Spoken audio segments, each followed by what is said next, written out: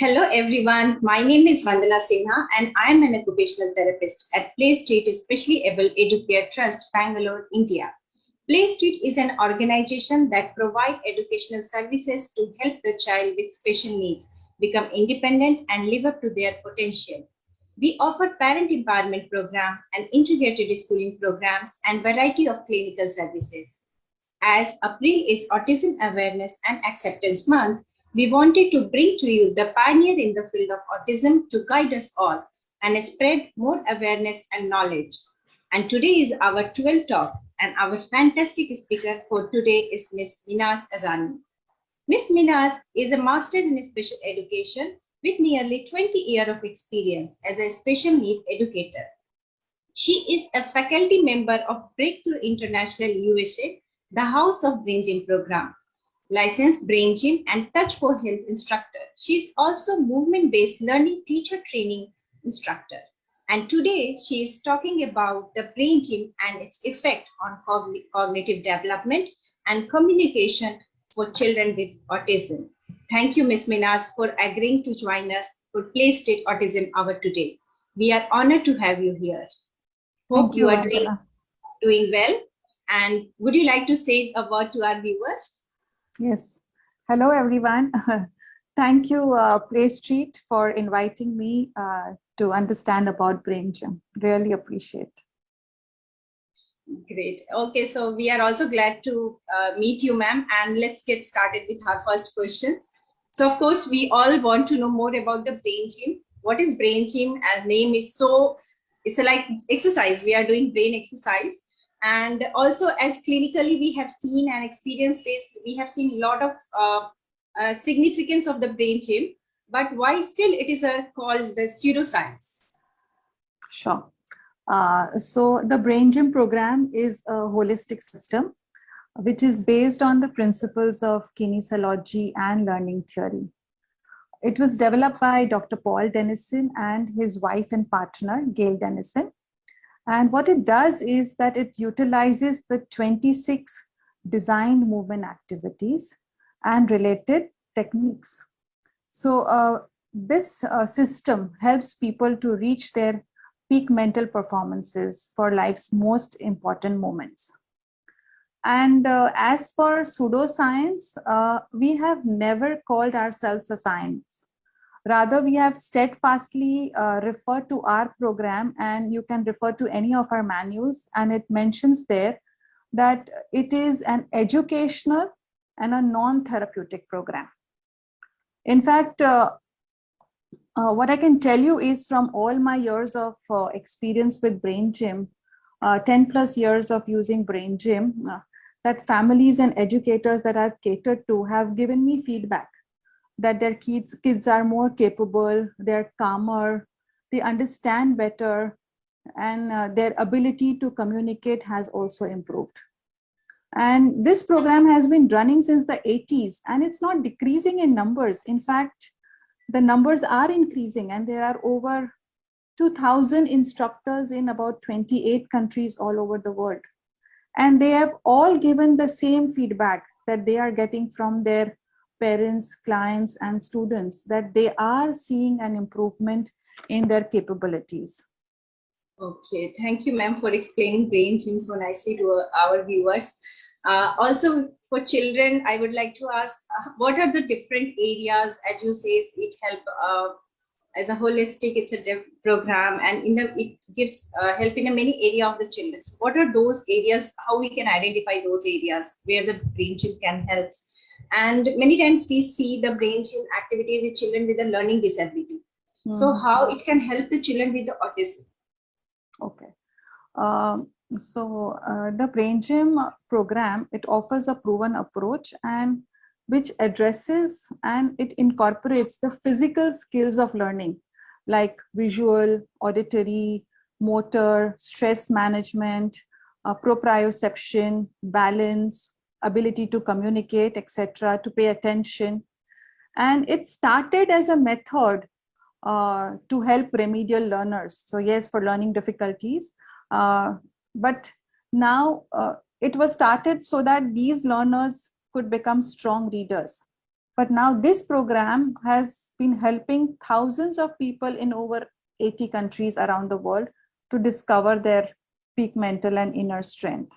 So what we do is, in our program, we do not look at labels. So when you talk of children with special needs or autism, and I invite you all, even the audience, to look at them as if they are, look at them from the perspectives that they have some challenges, and look at them and see what the challenges are instead of looking at the labels. And that is what we do in education kinesiology, which is the brain gym program. We look at what the child can do and what the child has to learn. So we meet them where they are. And I can give you a lot of feedback of examples of children with ESD who have benefited, because I always urge the parents and teachers to attend the workshop so that they come to know more, and then they can support their children or their students. Even though this program is not specifically for autism or special needs, it helps because we are dealing with the common physical skills of learning. And I have personally got feedback from parents saying that, my of ASD, that the teacher says that now my child is tracking me in the room. I know a parent has told me that now my child knows how to calm himself down. He uses the hookups to calm himself down. And another one that I have got is that, previously my son was losing balance. But now I have taught the special educator brain buttons, and which is helping him with his challenge of balance. So he's able to keep his balance. So yes, I'm getting some very good feedback from parents of children with ASD. Great, thank you, ma'am. So we don't have to see a child from a level, we have to see where the child has the challenges. So it could be, if the child has the balance issue, it could be a child with the developmental delay or autism. If it is a communication difficulty, it could be a child with the ADHD, or it could be a ASD. So we need to see the challenges, not the levels. Great. That's right. Thank you, ma'am. Also, ma'am, could you explain a few of the component of the brain chain? And we always talk about noticing the child or noticing the individual, what the changes you are looking for, or maybe any minor thing. So what is that meaning of noticing? Please elaborate to our viewers. So let me tell you first about the brain gym exercises. There are 26 brain gym movements which are designed to activate various cognitive functions, like, as I mentioned before, seeing, listening, comprehension, organization, communication. And these are divided into 4 categories. So then there are the midline movements, which are thought to support coordination of the left and the right side of the body for physical action, and also the left and the right hemisphere for brain, left and right hemisphere of the brain for cognitive processing. Then there are the energy exercises, which are, these are movements which are thought to help resolve stress related disturbances that can affect your physical balance as well as emotional equilibrium. The next category, the third, is the deepening attitude. The activities in the deepening attitude supports, restoring a sense of calmness, self-control, coordination of the upper and the lower body areas, allows the learners to stabilize their emotions, to balance their fight and flight reaction with well-being. And the fourth one is the lengthening activities. These movements are thought to release the involuntary stress-induced tightening of the muscles on the back of the body, which affects the posture and also the physical balance. Yes, noticing is very important in brain gym. In fact, it's the heart of brain gym. So all new learning, as you would see, whether it's a toddler walking or learning to communicate, even when you are reading something, like we are reading something and we suddenly notice that, we haven't gotten any information, we have to probably reread. Okay, so any activity that we do, it requires the ability to notice and be aware. It's a process. Noticing is a process of focusing your attention in the present and paying attention to what we are doing and how we are doing it. Because when we pay attention to our system, then we can notice, oh, this is hard. We need to put in a lot of effort. And brain gym movements gives you the tools so that you can make those changes. In fact, some people even refer to as mindfulness, or in other techniques, they would call as conscious attention. For us, it is noticing. Yes. Great. So brain gym is like four dividing all the exercises and dividing the 4 categories. What are just I am saying. So first is the midline movements, and then lengthening activities, and the energy exercises, and deepening attitude. So these are the 4 categories of the activity. Yes. Okay. And you have to notice what you are doing before and after. Yes. Very important. Very important. Great. Okay. So, ma'am, as the brain gym has a lot of the energies, activities, or deepening attitude activities, is it similar to meditation or acupressure? How it works with the brain and body connection? So we do have our roots in Touch for Health, which is based on the traditional Chinese meridian system. And that's what we may say is common with acupressure. With regard to meditation, only by the fact that we do noticing, so as some people call it, conscious attention. So that could only be the similarity with meditation. With regarding to brain-body connection, it is a fact, when the body moves because the brain gets stimulated. In fact, I was reading this book called Moving Child is a Learning Child. And the author says very simply that, all learning begins with your body. It has to, because it's our point of reference. And she says that more so for children, even more so because the body is the brain's first teacher. And she says the lesson plan is movement. And even Dr. Carla Hannaford in her book, Smart Moves, says that, very beautifully, she's also explained that thinking and learning are not all in the head. On the contrary, the body plays an integral part in all our intellectual processes. Like it's the body's senses that feeds the brain environmental information so that we can form an understanding of the world around us. And our entire brain structure is intimately connected. And it is grown by movement, a movement mechanism that's in the body. And Brain Gym is a movement-based learning program. And it is a set of specifically designed activities, which is prompting visual, auditory, kinesthetic integration. So yeah, that's where the brain-body connection, you can say. So as we say, sometimes that child is left dominant or right dominant, and when we work something, the both brain need to integrate. So what is the whole brain learning, and how the brain gym enhance that? Okay, so brain gym movements facilitates the integration of the brain for whole brain learning because it aids in completing a neurological development, which is through movement. So if I state it very simply, so brain gym is the movement that stimulates or calms the brain function because it's to do with movement, designed movements. And whole brain learning draws out the potential which is locked in the body, which is previously inaccessible because of stress and because of those areas which are not available to the child. But when the system calms down and the system is stimulated through movement, then whole brain integration can happen, the whole brain learning can happen. With regards to the age, you asked me, right? You can start with toddlers and babies with basic movements and then all the way go up to seniors. And there is no prerequisites to learn brain gym.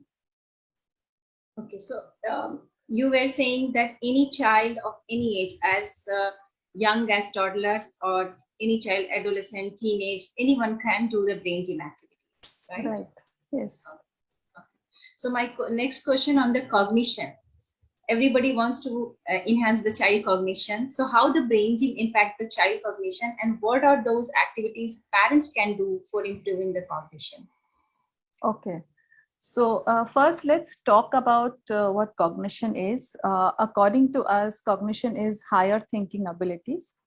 And Brain Gym builds up the foundational skills for higher thinking processes by working on the physical activities, like we mentioned earlier, visual, auditory, tactile, kinesthetic integration. So any of the 26 Brain Gym movements is designed to support higher thinking abilities. And a combination of these helps. So a combination of the various 26 Brain Gym movements can help children to refine and differentiate their movement in a gradual process, which is so very crucial to higher order thinking abilities and cognition. So any of the 26 movements would help. And to know more, I would always encourage parents and special educators to attend the Brain Gym classes so they can learn to support themselves as well as their children, because parents of special needs are especially so stressed out. And all those who have attended, parents who have attended my course, they've always said, it's important for us, first of all, to calm down. And this workshop has helped us with that and to get more understanding. So any of the 26 Brain Gym activities will help children with their cognition. Great. So it's help brain gym activity help the parents also, as well as they can take any of the brain gym activities or the combination of the brain gym activities for their children. Yes. And how does the brain gym have any effect on the communication, and how it helped to enhance it? So there is 3 dimensions that we talk about in Brain Gym 101, and the goal of one of the dimension is to improve communication. So the ease or the stress that is involved in the thinking process provides us clues on how well we are managing our communication.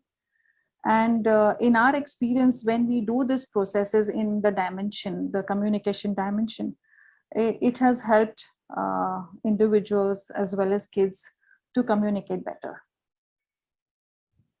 So there are any group of exercises, or they can take anyone? So it's a balanced process that we have. So then there is the action balance for communication, which has pre-designed from the 26 movements, the activities which will help, with bilateral visual, binocularity of vision, bilateral hearing, using both your hands, and all of the essential skills of communication. It helps that. So as a result, communication skills improve. Okay. Also, I would like to ask about the pace. As we learn and we know that brain gym activities always start with the pace. So what is that, and why it is important to for any brain gym activity to start with the pace? So as we look at what pace means rhythm and timing. And we understand that every individual has their own unique rhythm and timing, so their own individual pace. And what we want is that they should be in their optimal rhythm and timing in the flow of learning. So, if they're in optimal rhythm and timing, then it helps with their flow in learning. And when we relax into that rhythm and timing, we can become self-initiating learners. So we are able to recognize our next appropriate step of what we should be doing. PACE is an acronym which stands for positive, active, clear, and energetic. And these are the 4 learning readiness qualities that we all need. So that is why we always start any of the brain gym workshops, any of the brain gym balances, any of the brain gym, anything, any activity we start with PACE, because that is for learning readiness. It's a learning readiness routine. Yes, great. So you elaborated PACE. And the next question is about the few of the brain gym activities which is highly taught, and most of the therapists even though practice it. maybe we don't know why we are using sometimes, but we use it. So Yes. most of the talk, the brain gym activity is cross crawl, lazy eight, and double doodle, and we use it many times with the children. So Mhm. please give us highlight on these activity, why we are using it. And the second question is just related to that only, how it enhance our focus, like concentration and visual skills. Okay. So first of all, let me talk about the lazy eight. So let me go into the history of this movement. Um, so tracing or feeling movement along a small infinity sign, infinity sign or a lazy eight has long been used in educational therapy. It has been used to develop the kinesthetic and tactile awareness of students with severe learning difficulties. It is done to prepare them to be able to cross their visual midline. And this movement has been known to help eliminate reversals and transpositions in reading and writing. So in 1974, Paul adapted the lazy eight by having the students in his remedial center use large muscles to draw lazy eight on the chalkboard. And while they were drawing it, their eyes were like following their hand movements. So then his students were immediately able to discriminate symbols and distinguish the left and right. So when you draw a lazy eight or an infinity sign, it encourages the coordination of the eyes for crossing the midline. So, without interruptions. And this builds the eye movement skills. So as the eyes follow the flowing movement of the hands, they learn to focus together for binocular ease.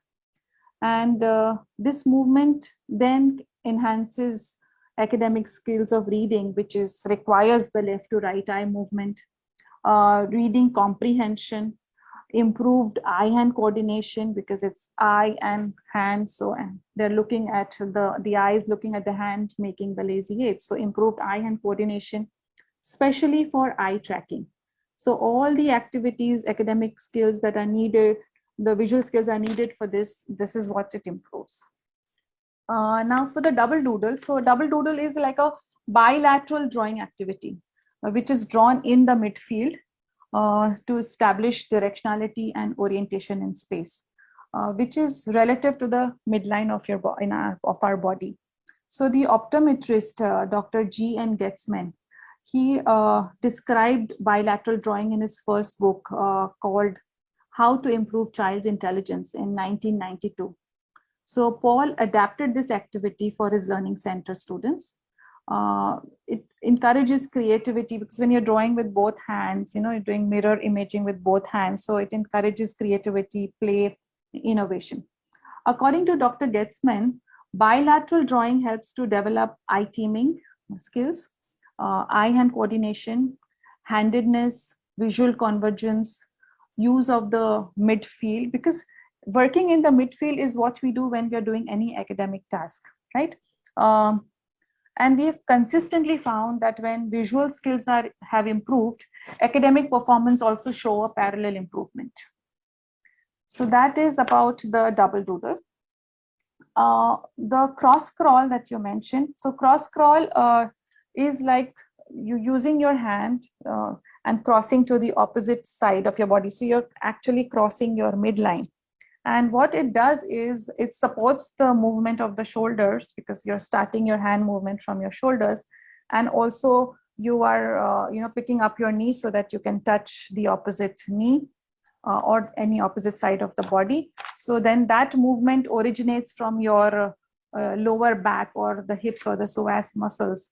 So which helps also with the posture. And you see the posture improving. You see that it works with crossing the midline. So again, academic skills is you need the basic requirement. The foundational skill is crossing the midline. So it definitely helps with all of those activities. Great, thank you, ma'am. So by three activities, just you have explained how the brain gym improve the midline movements, the visual skills, and of course, all together it improving the academic, as you mentioned in the initial question. It's an educational thing. So how it brings the educational improvement via including all the things like via activities, it improves the physical skills, midline movement, visual skills, and ultimately the education, right? Yes, yes. Okay. And for therapists and for parents, this is the question: how therapists can blend it, brain gym activities in the therapy. It could be a, like occupational therapist or speech and language therapist, special educator, how they can blend it, and also how the parents can implement the same at the home. So it is so heartening to know, that now more and more therapists, OTs and PTs are attending the brain gym workshop, and they are integrating these processes very comfortably with whatever they are doing, and they're seeing such positive results. I have got feedback from a lot of my therapist participants, and in fact, brain gym has become so popular now that I have been invited to well-known universities in India like SRM University, KLE universities to train their PTs and OTs. So they are finding this, very simple to understand. They understand because they know the anatomy also. They understand what skills are in being used in the brain gym activities. So they are able to very, very easily, um, easily incorporate it in their program therapy, especially with noticing they love it. I have had feedback from PTs and OTs that, usually give report after every 3 months of what the child improvement that we see, but when we are using brain gym and we're using the noticing process, even we are seeing and the parents are also seeing that within a same session you can see an improvement. Whether it is, if I just say from 0 to 10, what is the improvement that you see, it could be even 1 or 1.5 or 2, but because they are noticing it, they are being mindful of it, they are able to see that change. And the parents are seeing that change because they are trained to see it, notice it in that way. And that gives them a lot of hope that, in one class itself, there is so much of improvement. Similarly, parents are the first teachers of their children. So when parents also attend the workshop, they understand, and these are simple movements, and they understand what is to be done. So and it's always better when parents learn it, according to my opinion, because they can always reinforce what the therapists are doing in the centers, and they can reinforce it at home. So the effect, the improvement that you see, the results that you see is much faster, and it's very simple, so they can easily implement it at home. Great. As we know, in brain gym, there is no wrong. There is always right and more right. More right. Yes. Okay. And so my next question, ma'am, is related to breathing. As we know, we include in every activity there, breathing is a part. Breathing go all together. So, and for children with autism, it's very difficult. This concentrate on the how we are doing breathing. It's very difficult to concentrate on that. So, how we can teach this art to children? How we can blend it? How we can put it together? So breathing is actually power. When you breathe, breathing is supposed to energize you and relax you. But you know that when we are under stress, we tend to hold our breath. And same goes with all the children with special needs. It seems that they're always under stress. So they are holding their breath. They are not breathing. And so the simplest technique that I always tell parents and therapists to do is, you just show them picture of a rose, so, and a candle. So say smell a rose and blow a candle. So when you smell a rose, you're breathing in. When you blow a candle, you're breathing out. So that really relaxes them. Another technique that I also tell them is to take a tissue paper and just float it in front of them, and just ask them to blow the tissue. So then they actually blow. So then they are breathing out. Another thing is, simple thing is that if you tear some pieces of tissue and put it on their hand and say, now let's blow this, they find it like a fun activity and they do it. Of course, there are many activities, but what works best is the smell a rose and blow a candle activity. Yeah. Oh, thank you, ma'am. So here we come to our last question. So please explain to us a sample of the brain gym session that would be helpful for the individual with autism. I know it's very vague, but how you plan actually a session of the brain gym? So let me give you an overall of what I do in a session, in a brain gym session is, first of all, I pace myself. So it's important that a therapist becomes positive, active, clear, and energetic. And I do a positive attitude balance on myself every day so that I am calm and composed and positive, and I'm ready to support the child and the parent when they come in. And when the child comes in, we do modified pace because the child depends on the ability of the child. So we do modified pace. And then what we do is, after the modified pace, the child just settles down and is in a more centered place. So that he can now learn. And then we look for a goal, or what is the goal for the child? What is it that you're looking at? What is the parent's goal for the child? What is my goal for the child? What is the thing that I can start with? So it could be to communicate, it could be to walk by themselves, it could be to understand how to turn a page in the book, it could be to calm down when there's a lot of noise. So then we look at a goal to work on, and then we see where they are with that goal. What is their current status, where they are functioning, keeping that goal in mind. And then we look at the 3 dimensions that we work on, and choose the appropriate movements, work on that, support them with the activities if they need that, with adaptations of any kind that they need. In special education also, we say that if the child needs gestural prompt, physical prompt, any kind of verbal prompt, give them that support. So we give them that support. And then when we finished teaching the movements, going through the movement, we want to again notice if there is any change. So in the pre-activity, and then comes the post-activity after the movement, any change, any shift that we are seeing in the pre and the post. And of course, parents are encouraged to take this activity that supports the child home, and we call it home play. So that it's fun. We always, when we're doing a brain gym activity, we always invite them. So it's a playful thing. We don't say homework, because homework is very stressful. So it's home play, and then we invite parents to take it as home play so that they can reinforce the same learning, to reinforce the changes that happens and the benefits that they've seen. So they take it at home. So this is like an overview of a session that we do as a brain gym instructor.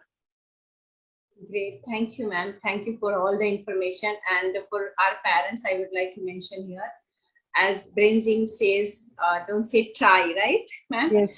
And always do your best. So True. Can you explain this to our viewer? You are the best person to explain this. So when you're talking about try, trying is very stressful. Like if I'm saying, try to catch this pen, it's just so stressful. In fact, I use this in my class workshop. So if I tell the participant, try to touch the ceiling, and they will do this, they're not able to reach the ceiling. So then I said, okay, now do your best to reach the ceiling. And I've had participants who climb up the their chair, and then they're reaching the ceiling. Look, we've done it. We've reached the ceiling. So what is the difference is that the language can make you or the opposite person or your child unintegrated, which means, they're stressed. Whereas language, using appropriate language, can in fact make them do what they can do. So like try is stressful, whereas doing your best, and it could be whatever is your best. And I know parents are doing their best, but they don't think that it is their best. So they need to understand that whatever they are doing is the best that they are doing, and then they'll be able to do more. Great. Thank you, ma'am. So with this, we are in with the discussion today. And on the behalf of the Play Street team, I extend a very heartily thanks to you, Ms. Minaz, for your valuable time and for sharing your knowledge with us. And I would like to end with a note that you all know that topic of the summit is importance of relationship, movement, and consciousness for individuals with autism. And I hope today we all gotten more ideas from Ms. Minaz, importance of the brain gym and movement and how it impacts the child learning, communication, and thinking abilities. Thank you everyone for joining us today. Take care and goodbye. Thank you, Vandana. Thank you, Play Street, for inviting me. It was a pleasure.